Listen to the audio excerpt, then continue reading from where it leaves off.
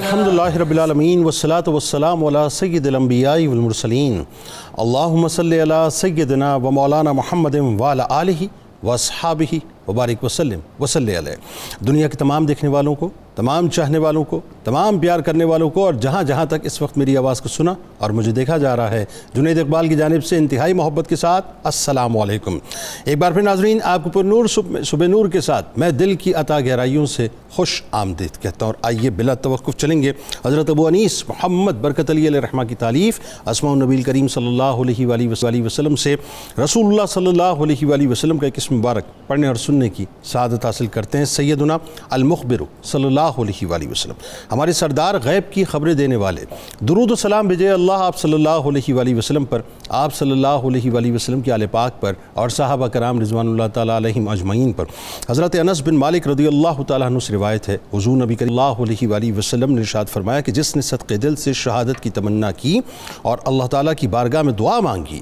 تو اس کی شہادت ہی موت ہوگی، اگرچہ وہ اپنے بستر پر طبعی موت ہی مر جائے۔ جناب آج 1445 ہجری، پہلی محرم، امیر المومنین حضرت عمر فاروق رضی اللہ تعالیٰ عنہ کا یوم شہادت۔ انسانی حقوق کے چارٹر میں ناظرین آج بھی یہ سنہری جملہ حکمرانوں کو ان کی بیسکلی حد بتاتا ہوا نظر آتا ہے کہ مائیں بچوں کو آزاد پیدا کرتی ہیں، تم نے انہیں کب سے غلام بنا لیا۔ یہ جملہ اس خلیفہ کا ہے جنہوں نے 22 لاکھ مربع میل پر 10 برس 6 ماہ اور 4 دن تک شاہکار حکمرانی کی، جنہوں نے 3600 علاقے فتح کیے، جن کی 7 پشتوں میں کوئی بادشاہ نہ تھا، جو ابتدائی دور میں اونٹ چراتے تو چند اونٹوں کو نہ سنبھال پاتے تھے، مگر جب مسلمانوں کے خلیفہ بنے تو پاکستان جیسے 7 ملکوں پر محیط سلطنت کے ایک چپے میں رہنے والے شخص کے مونس و غمخوار بن گئے، جن کی طرز حکمرانی اس قدر شاندار تھی کہ اسلام کے دامن میں اگر ایک اور فاروق اعظم ہوتے نا ناظرین تو آج پوری دنیا پر اسلام کا غلبہ ہوتا کہ سکندر اعظم نے آرگنائزڈ آرمی کے ذریعے سے 10 برسوں میں 17 لاکھ مربع میل کا علاقہ فتح کیا تھا، جبکہ حضرت عمر فاروق رضی اللہ تعالیٰ عنہ نے 10 برسوں میں آرگنائزڈ آرمی کے بغیر 22 لاکھ مربع میل کا علاقہ فتح کیا، اور اس وقت کی 2 سپر پاورز یعنی رومن امپائر اور پرشین امپائر کو دھول چٹائی، اور جنہوں نے بیت المقدس کو فتح کیا۔ یعنی آج کے دور میں ناظرین جہاں ٹیکنالوجی اور طاقت کا کھیل اپنے عروج پر ہے، مگر اس کے باوجود دنیا کے کسی حکمران کے پاس اتنی بڑی سلطنت نہیں جو حضرت عمر فاروق رضی اللہ تعالیٰ عنہ نے گھوڑوں کی پیٹھ پر فتح کرائی تھی کہ اگر امیر المومنین حضرت عمر فاروق رضی اللہ تعالیٰ عنہ کی مکمل خلافت اور اس کے مختلف نظام دیکھے جائیں ناظرین تو بڑے بڑے دانشور آج بھی فرط حیرت میں مبتلا ہو جاتے ہیں کہ سلطنت کے داخلی، خارجی، معاشی، تعلیمی، جنگی، دفاعی تمام معاملات پر بیک وقت آپ کی نگاہ ہوا کرتی تھی۔ وہ ایک ایسے کمانڈر تھے ناظرین کہ آپ نے عین میدان جنگ میں عالم اسلام کے سب سے بڑے سپہ سالار حضرت خالد بن ولید رضی اللہ تعالیٰ عنہ کو معزول کر دیا، اور کسی کو یہ حکم ٹالنے کی جرت نہ تھی، بلکہ عالم یہ تھا کہ حمص کے گورنر کو واپس بلا کر اونٹ چرانے پہ لگا دیا، لیکن کسی کو حکم عدولی کی جرت نہ تھی۔ عمر بن خطاب رضی اللہ تعالیٰ عنہ کی خلافت وہ شاہکار خلافت صاحب کہ جن کی مثالوں میں نہیں ملتی، کہ سب سے پہلے امیر المومنین کا لقب فاروق اعظم نے پایا، بیت المال کا قیام فاروق اعظم نے کیا، مستحق خاندانوں کے ناموں کے اندراج کا نظام فاروق اعظم نے کیا، لاوارث بچوں کی پرورش کا انتظام فاروق اعظم نے کیا، راتوں کو عوام کی خبرگیری کے لیے گشت کا سلسلہ فاروق اعظم نے شروع کیا، سن ہجری کا اجرا فاروق اعظم نے کیا، جیل کا تصور فاروق اعظم نے دیا، پولیس کا محکمہ فاروق اعظم نے بنایا، ایک مکمل عدالتی نظام کی بنیاد فاروق اعظم نے رکھی، شہروں میں قاضی فاروق اعظم نے مقرر فرمائے، فوج کا باقاعدہ محکمہ فاروق اعظم نے قائم کیا، فوجی چھاونیاں فاروق اعظم نے بنوائیں، فوجیوں کے گھروں سے دوری کی مدت فاروق اعظم نے متعین کی، ٹیکسز کے نظام کو فاروق اعظم نے مضبوط کیا، سب سے پہلے مسجد نبوی کی توسیع فاروق اعظم نے کرائی، مؤذنوں، معلموں اور مدرسوں کی تنخواہیں فاروق اعظم نے مقرر کی، مسجدوں میں روشنی کا بندوبست فاروق اعظم نے کرایا، آبپاشی کا نظام فاروق اعظم نے قائم کیا، شہروں کی تعمیر کرانے کا کام فاروق اعظم نے کیا، دنیا میں پہلی بار دودھ پیتے بچوں، معذوروں، بیواؤں اور بے آسرا لوگوں کے وظائف وظائف فاروق اعظم نے مقرر کیے، غیر مسلموں کے لیے وظائف کا آغاز فاروق اعظم نے کیا، شرابیوں کو 80 کروڑ کی سزا فاروق اعظم نے قائم کی، سب سے زیادہ فتوحات کا دروازہ فاروق اعظم کے دور میں کھلا، سب سے پہلے مردم شماری یعنی سینسس کرا کر ناموں کی فہرست فاروق اعظم نے تیار کروائی، دنیا میں پہلی بار ناظرین حکمرانوں، سرکاری عہدیداروں اور والیوں کے اثاثے ڈکلیئر کرنے کا تصور فاروق اعظم نے دیا، گورنرز کی تنخواہیں فاروق اعظم نے مقرر کی، ناانصافی کرنے والے ججوں کو سزا دینے کا سلسلہ فاروق اعظم نے قائم کیا، دنیا میں پہلی بار حکمران کلاس کی اکاؤنٹیبلٹی یعنی احتساب کا معاملہ فاروق اعظم نے شروع کیا، راتوں کو تجارتی قافلوں کی چوکیداری کا نظام فاروق اعظم نے قائم کیا، مسافر خانے اور گوداموں کی ابتدا فاروق اعظم نے کی، شہروں میں مہمان خانوں کی ابتدا فاروق اعظم نے کی، سلطنت کی یعنی جو خبر رسانی انٹیلیجنس کا جو نظام ہے فاروق اعظم نے قائم کیا، شورائے نظام کا جو سلسلہ ہے فاروق اعظم نے قائم کیا، اسلامی سکوں کا اجرا فاروق اعظم نے کیا، فرمایا کرتے تھے کہ جو حکمران عدل کرتے ہیں وہ راتوں کو بے خوف سوتے ہیں۔ سن لیجئے صاحب، آپ کا فرمان تھا کہ قوم کا سردار قوم کا سچا خادم ہوتا ہے، آپ وہ خلیفہ تھے کہ آپ کی مہر پر لکھا تھا کہ عمر نصیحت کے لیے موت ہی کافی ہے، سادگی ایسی صاحب کہ آپ کے دسترخوان پہ 2 سالن نہیں ہوا کرتے تھے اور زمین پر جو ہے سر جب رکھتے تھے تو اینٹ پر سر رکھ کے سو جایا کرتے تھے، سفر کے دوران جہاں نیند آتی تھی آپ کسی درخت پر چادر تان کر سایہ کر کے اس میں سو جاتے تھے اور ننگی تلوار آپ کی جو ہے وہ ہر وقت لٹکی ہوتی تھی، یعنی عالم یہ تھا کہ بے خوف رہتے تھے، 14 پیوند آپ کے کرتے میں ہوا کرتے تھے، لیکن عالم یہ تھا کہ جہاں سے گزر جاتے تھے لوگ آپ کی ہیبت سے کانپا کرتے تھے۔ یہ تھی طرز حکمرانی آپ کی جسے آج سمجھنے کی ضرورت ہے۔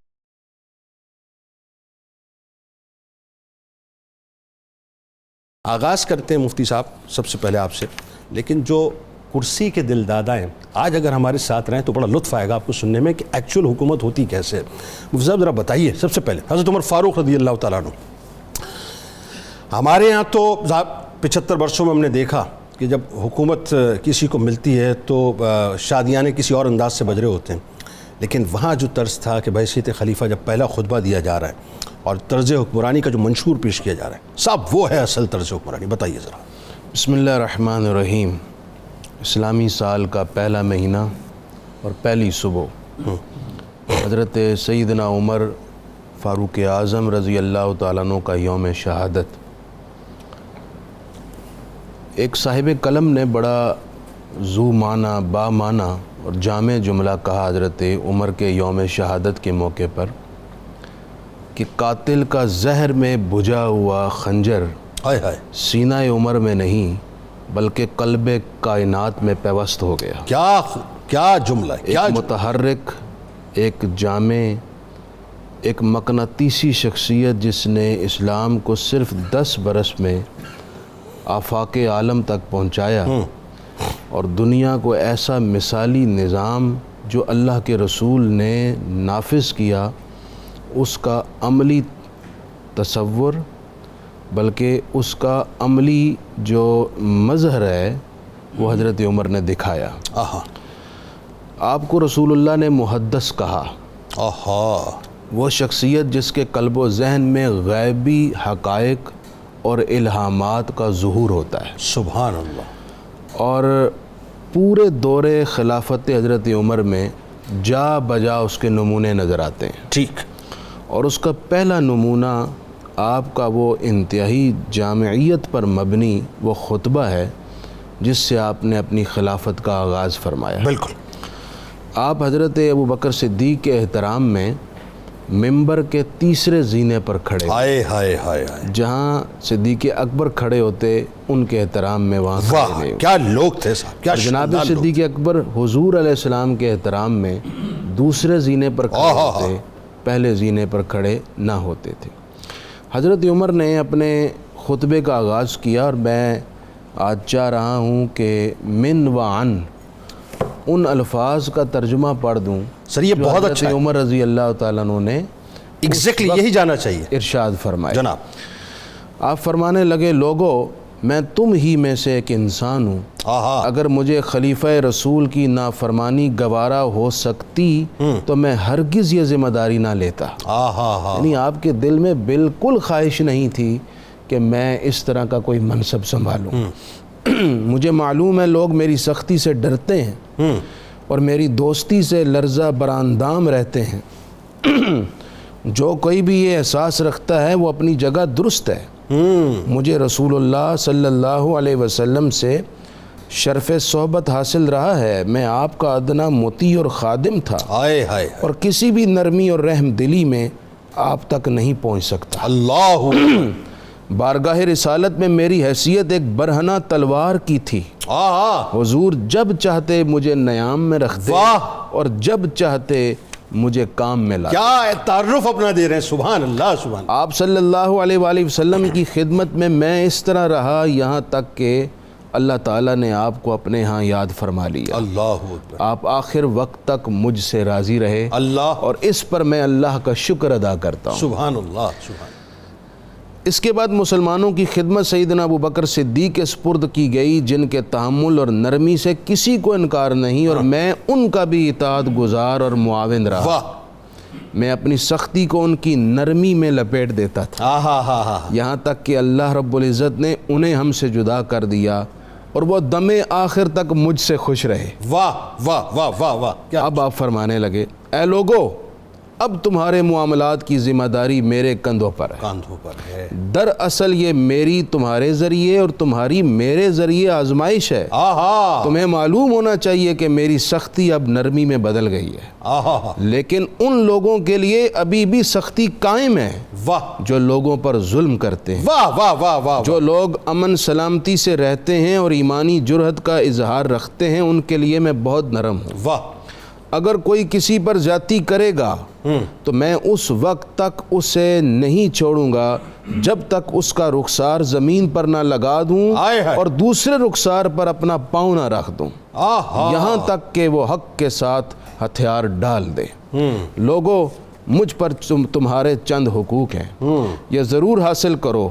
مجھ پر تمہارا یہ حق ہے کہ جب تم میں سے کوئی میرے پاس آئے تو اپنا حق لے کر جائے۔ واہ واہ، یہ حکمران وقت بتلا رہا ہے۔ یہ حکمران وقت بتلا رہا ہے، یہ نہیں کہ اس کے پاس کئی مہینوں تک وقت ہی نہیں ملاقات کا۔ مجھ پر تمہارا یہ حق ہے کہ میں تم سے خراج اور غنیمت سے زیادہ تمہارے مال سے کچھ نہ لوں، یعنی ٹیکسز کا بوجھ نہ ڈالوں، تمہیں دباؤ نہ، تم سے قربانیاں نہ مانگوں۔ پسینہ نچوڑ دیا، خون نچوڑ دیا، خون نہ نچوڑوں۔ صحیح، واہ۔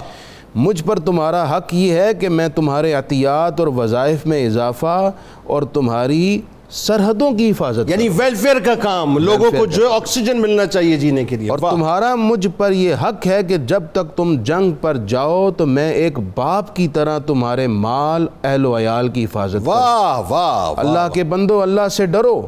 مجھ سے درگزر کر کے میرا ساتھ دو، نیکی کی تکمیل اور برائی سے گریز میں میری مدد کرو، اور تمہاری جو خدمات اللہ تعالیٰ نے میرے سپرد کی ہیں ان کے متعلق مجھے تنبیہ اور نصیحت بھی کرو۔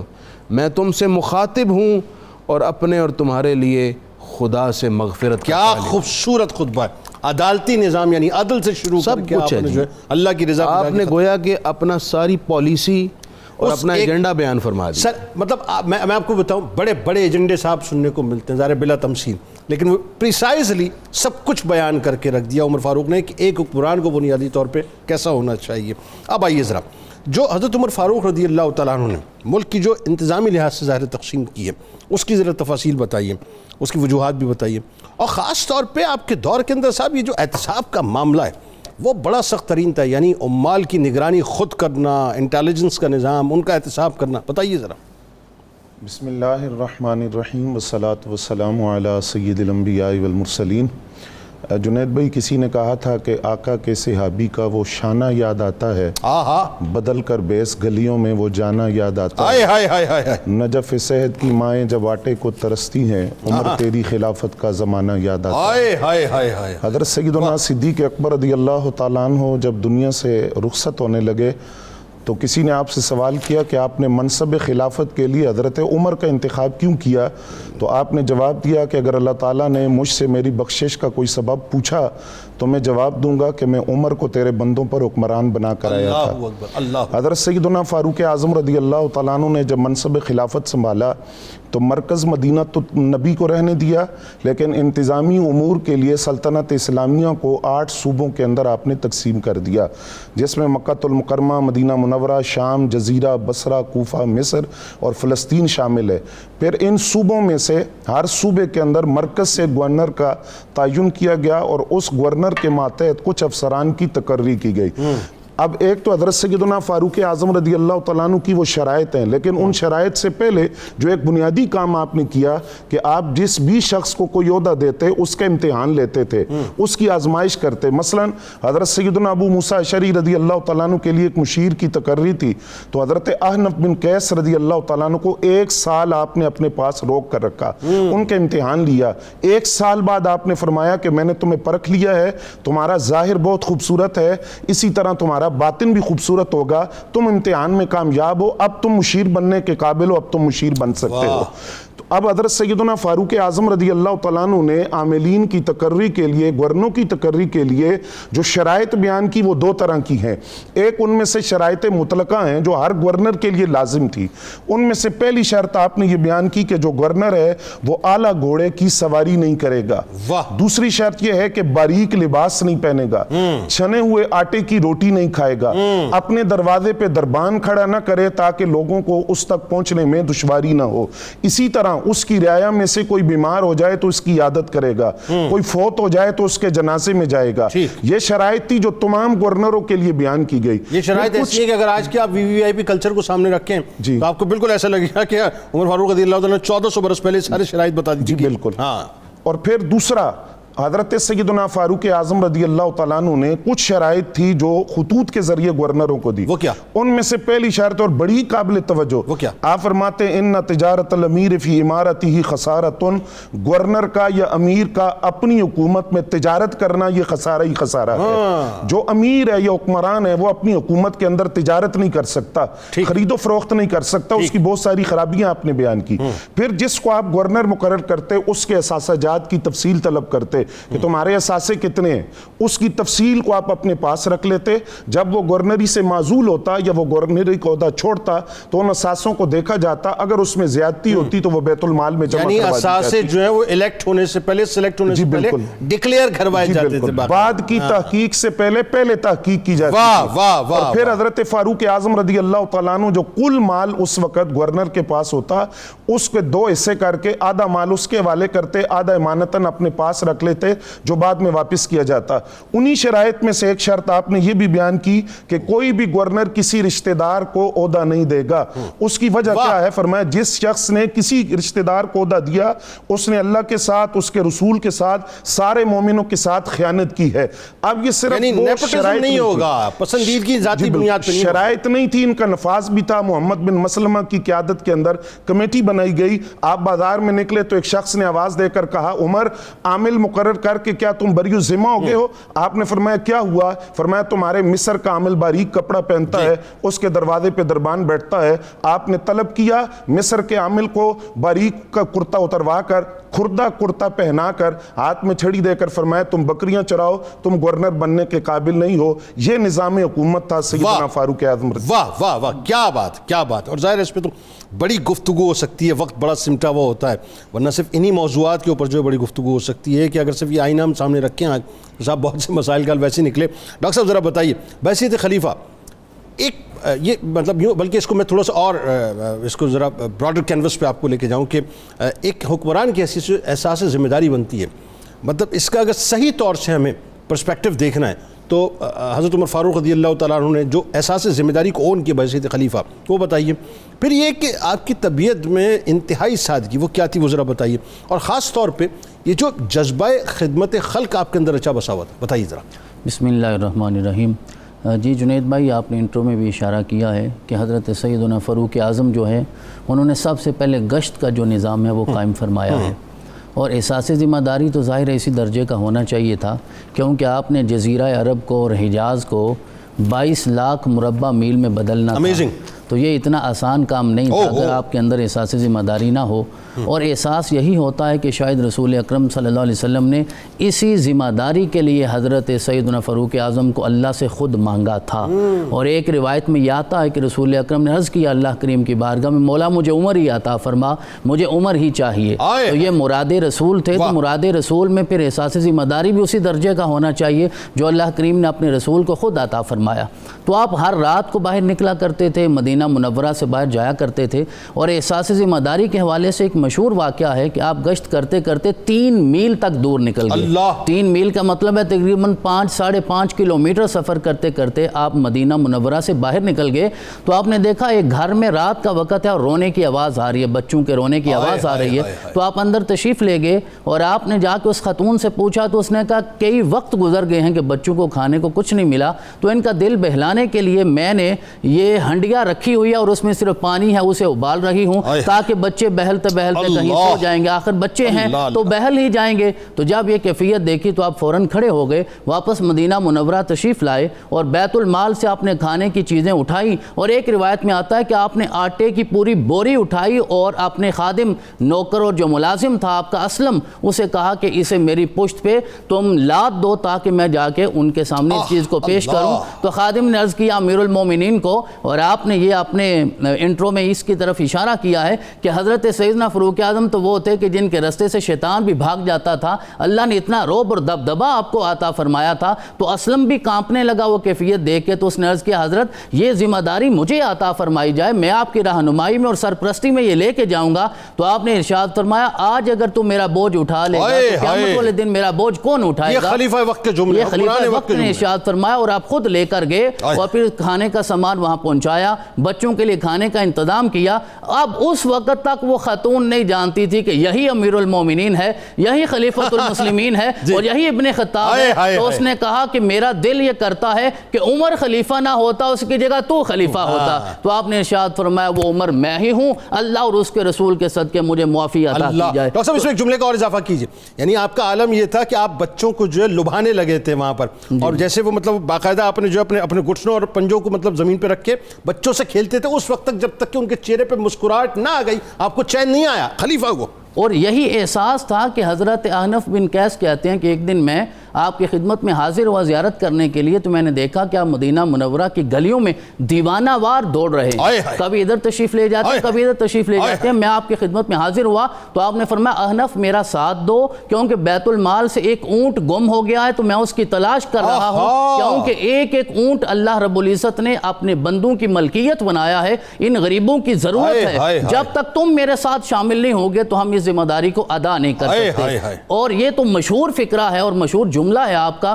آپ نے ارشاد فرمایا کہ اگر دریائے فرات کے کنارے کوئی بکری کا بچہ بھی بھوکا مر جائے گا تو عمر اللہ اور اس کے رسول کی بارگاہ میں جواب دہ ہوگا. تو یہ تو ضرب المثل بن گیا احساس ذمہ داری میں. اور جو دوسرا حصہ ہے آپ کے سوال کا کہ آپ نے ارشاد فرمایا کہ 22 لاکھ مربع میل کا حاکم ہے, اللہ نے اتنی عاجزی, اللہ نے اتنی تواضع اور اتنا انکسار عطا فرمایا ہے کہ حضرت ابو عبیدہ بن الجراح کہتے ہیں کہ آپ شام تشریف لائے اور ہم گشت کر رہے تھے, آپ گشت فرمایا کرتے تھے, دیگر اصحاب بھی ساتھ تھے اور آپ اپنی اونٹنی پہ سوار تھے. تو سامنے آپ نے دیکھا کہ پانی کا گھاٹ آ گیا ہے, آپ اونٹنی سے نیچے اترے, موزے اتارے, موزوں کو کندھوں پہ رکھا ہے اور آپ نے اونٹنی کی نکیل پکڑی اور گھاٹ سے پیدل چلنا شروع کر دیا. تو ابو عبیدہ نے کہا کہ آپ تو حاکم ہیں, آپ اس کیفیت میں تشریف لے جائیں گے تو شام والوں کا تصور شاید بہتر نہیں ہوگا. تو آپ نے فرمایا ابو عبیدہ کوئی اور اگر یہ جملہ کہتا میں اسے کڑی سزا دیتا, ہم تو عزت کے لفظ سے بھی آشنا نہیں تھے, اللہ کریم نے تو اپنے رسول کے صدقے ہمیں عزتیں عطا فرمائی ہے. یہ عاجزی اور تواضع.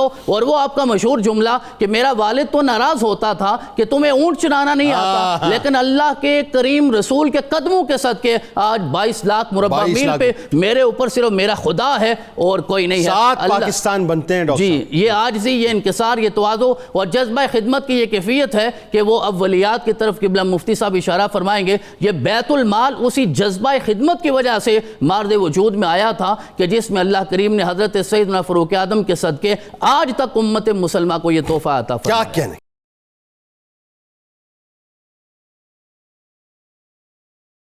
امیر المومنین حضرت عمر بن خطاب رضی اللہ تعالیٰ عنہ کی خلافت اور ان کی شہادت پہ بات ہو رہی ہے, پہلی محرم الحرام.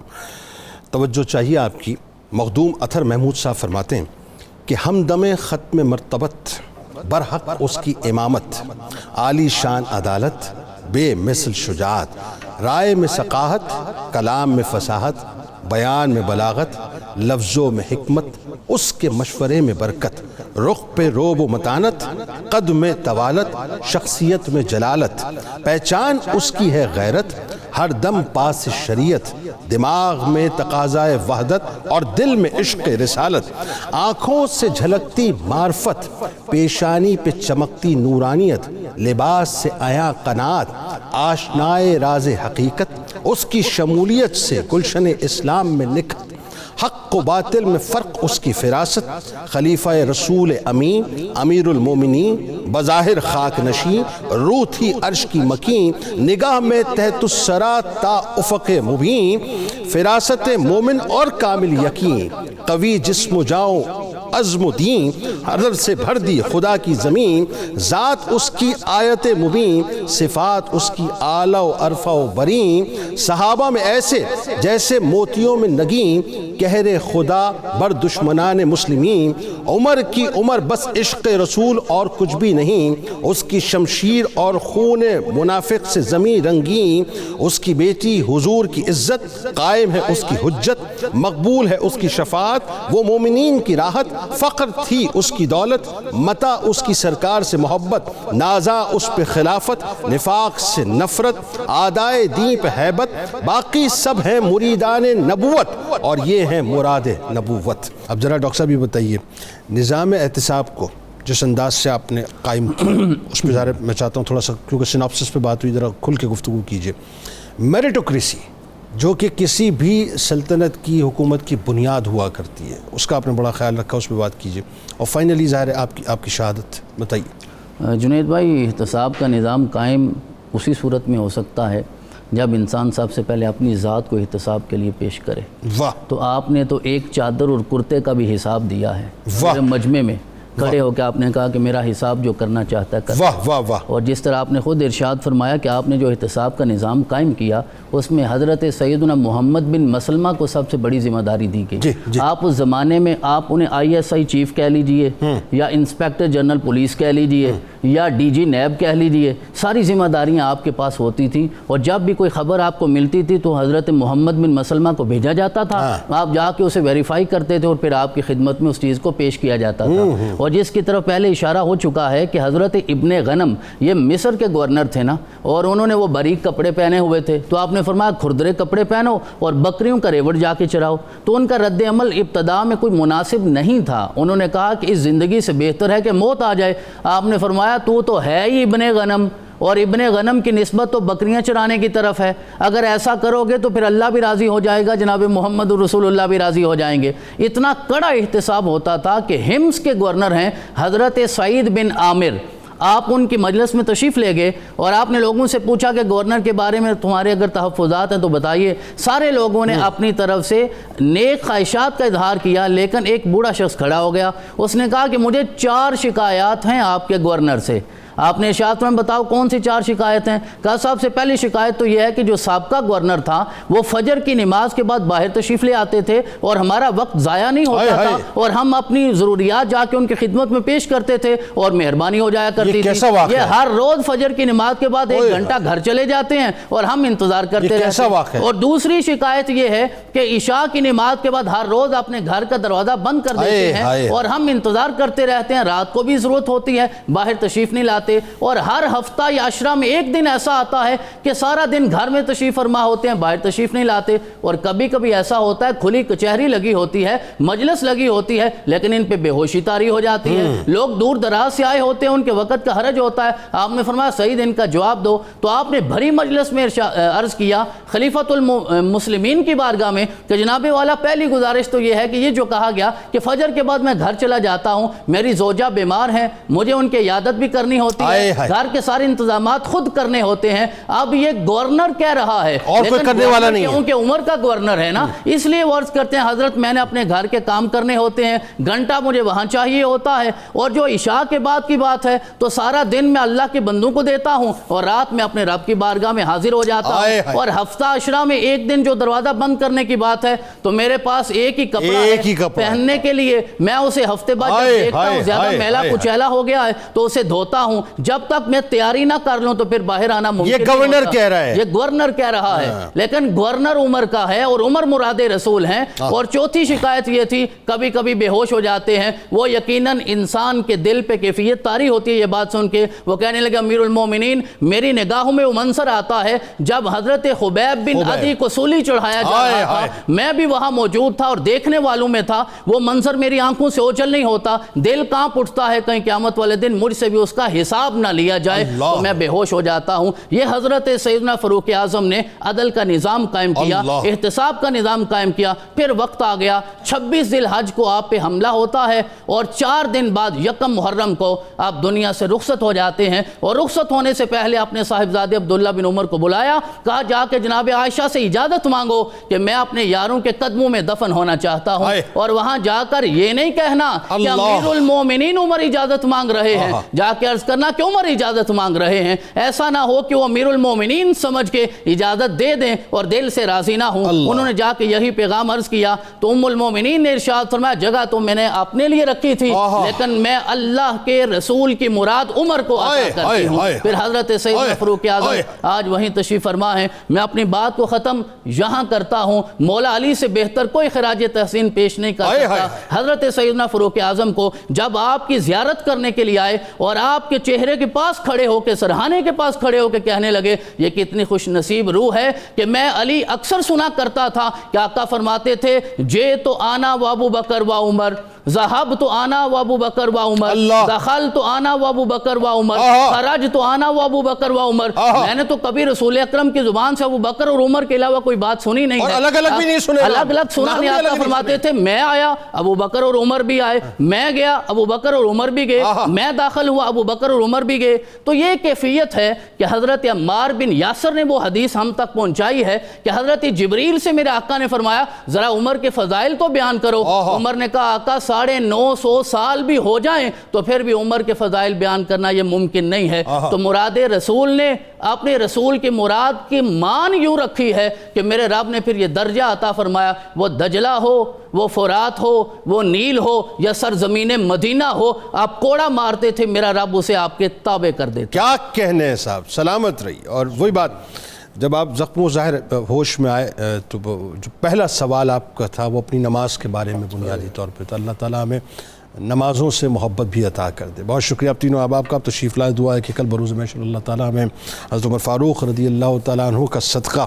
ذکر کرنے والوں اور سننے والوں کو عطا فرمائے۔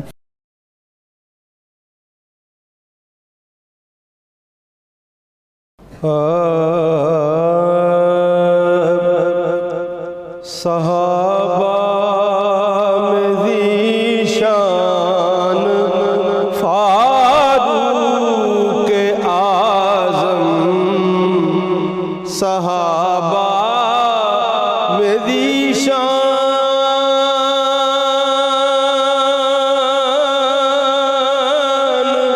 فاروق اعظم، ہدایت کا عنوان فاروق اعظم، ہدایت کا عنوان فاروق اعظم، سراجم منیرا نے چمکایا جس کو، سراجم منیرا نے چمکایا جس کو، وہ طلعت کی برہان فاروق اعظم، وہ طلعت کی برہان فاروق اعظم، مراد و دعائے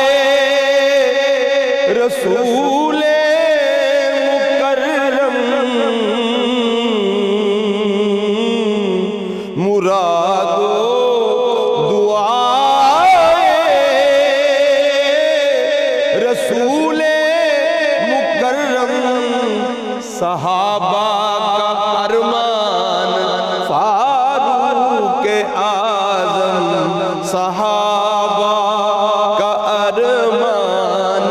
فاروق اعظم عرب سے عجم تک خلافت تھی ان کی عرب سے عجم تک خلافت تھی ان کی ہے ساجد کے سلطان فاروق اعظم ہے ساجد